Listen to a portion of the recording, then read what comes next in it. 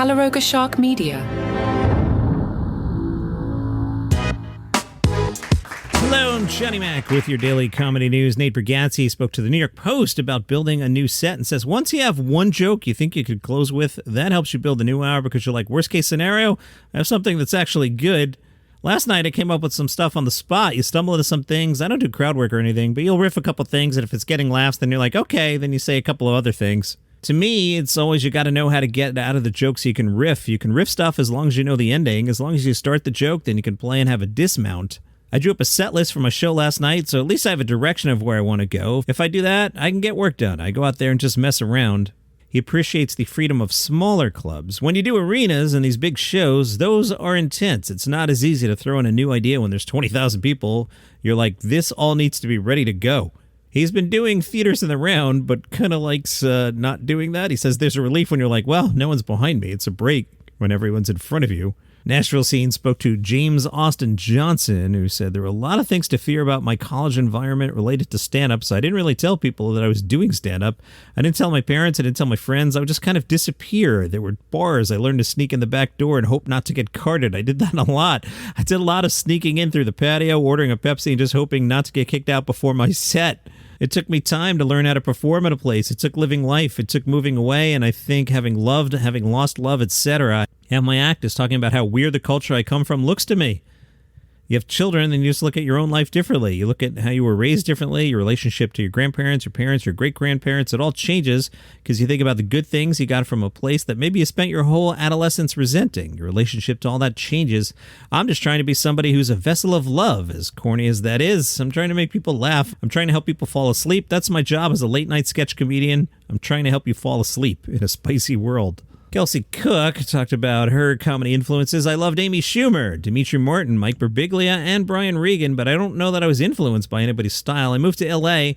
and had one of those weird serendipitous experiences. Jim Norton was trying to promote a special. We went a long way from Dimitri Martin to Jim Norton. Jim Norton was trying to promote a special that was coming out, and he tweeted, hey, what podcast do I go on? I had a little podcast at the time, nothing big or great, and I thought, he doesn't know me, he's not going to do this, but he had this business email, so I sent him an email, got a response. Yeah, sure, love to do your podcast. Had him on, and I knew that he had female comics open for him on tour in the past. I know Amy had opened for him for a while, and I just said, if you ever need somebody, I'd love to work with you, and he gave me a shot. That's great. Norton's a good guy, man. I opened for him one weekend, then went back to my day job. The next week, I got an email from his manager with the rest of the tour dates for the year. And I cried at my receptionist desk because he changed my life. Jim Norton was like my comedy fairy godmother. You know, Hashim caught up with Slate. They were curious how she records her ideas when they come to her. And she says, I'm full iPhone notes pad. Like I can never switch phones because I'm addicted to the notes pad.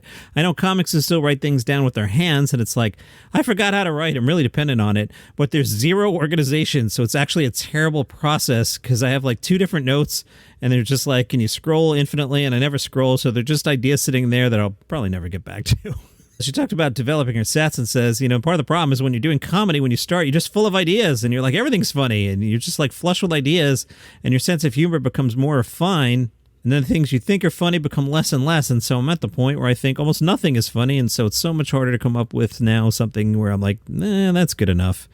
Greg Ferguson told a story on his podcast towards the end of his run hosting the Late Late Show on CBS. He said, towards the end, things were getting a little nutty and Rob Burnett was running Worldwide Pants. I think I was re-upping for the last 2 years or something, and Rob said, what do you want? And I said, I want $10,000 at a shoebox with used bills. And he sent it to me. It wasn't even fresh. It was like used bad money. I think for the next 2 years, instead of going to the ATM, I'd just go to the shoebox. Hey, don't forget, I also host the podcast 5 Good News Stories. Number 5 Good News Stories. What happens on 5 Good News Stories, Johnny Mac? Well, I tell you 5 stories, and they're all good news, hence the name 5 Good News Stories. Number 5 Good News Stories, wherever you get your shows. The Toronto Guardian profiled comedian Sarah Bennett. I don't know why I said comedian Sarah Bennett. You think I'm going to come on here and be like, the Toronto Guardian profiled Vice President of Finance Sarah Bennett. Why would I do that? Sarah Bennett enthralls audiences with a unique blend of earnest, mischievous humor and theatrical flair, drawing inspirations from the likes of Patty Harrison, Sophia Buttle, and Amy Sedaris. She thrives on portraying the quirky and the bizarre. Sarah, how would you describe your comedy style? She says, I'm very earnest, ironic, and mischievous. My stand-up is a lot more like sketch comedy, if anything, because it's very theatrical. I like to make up stuff and lie. I'd never lie in real life, by the way. Can we believe her? If any of my family or potential lovers are reading, I always try to be true to myself and honor what I think is true and funny about the world. My agent says it feels as though there's something I'm not telling the audience, like I'm keeping secrets, which is also true about my style. I'm a charming little delinquent. Her favorite comedian growing up? Probably Dana Carvey. I used to go to elementary school and ask people, what's your favorite episode of the Dana Carvey show? And they wouldn't know what the hell I was talking about. All right, who's your favorite comedian now? Jackie Perico. God, I love her so much. She's every comedian's favorite comedian. Johnny Mac is unfamiliar with Jackie. She does her own thing, and she's genuinely one of the best people in comedy. All right, Sarah Bennett, what is your pre-show ritual?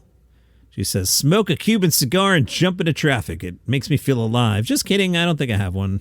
I just go in and hope everybody thinks I'm chill and normal. And I think I have done a version of this story, but if I did, it was a shorter version. I'll do the long version here from Lad Bible. A comedian got mad at the audience because he didn't get a single laugh.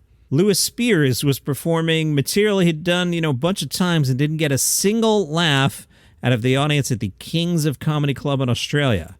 Not a single chuckle. He opened up his set, and my name's Lewis Spears, and I'm freakishly tall. I'm 6'8", which is exactly 2 meters tall.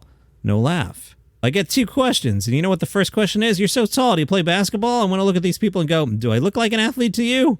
No laugh. I got the lower half of a wounded flamingo. No laugh. He quickly picked up on the vibe and said, this is very strange.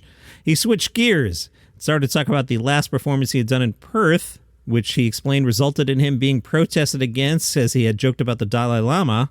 Still, nothing.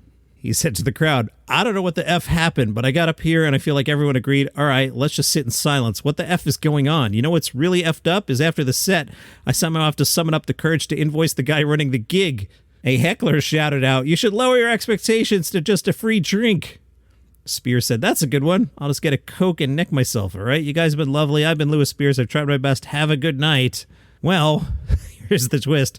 YouTubers Misfit Minds had actually staged a prank on Spears. They instructed the crowd not to laugh no matter what. As he left the stage, the crowd erupted into applause. They got Spears back up on stage, revealed themselves, and he said, did you do that on purpose? Oh my God, I'm so upset. You know what's bad about this? My last night in Perth, I actually did bomb. So I was doing the same jokes and it was actual silence and I felt awful, got off stage and no one came out. Some of the folks in the crowd, one said, he took it like a champ. Another said, gotta give him credit for keeping going. Someone else said, that's how supervillains are born. And that's your comedy news for today. If you enjoy the program, tell a friend about it. They might like it too. If you'd like to support the show, there are many ways. One way, you get the show commercial free. Link in the show notes, $5 a month, etc. You've heard me talk about that. Or go to buymeacoffee.com/daily comedy news and throw some money in the tip jar. See you tomorrow.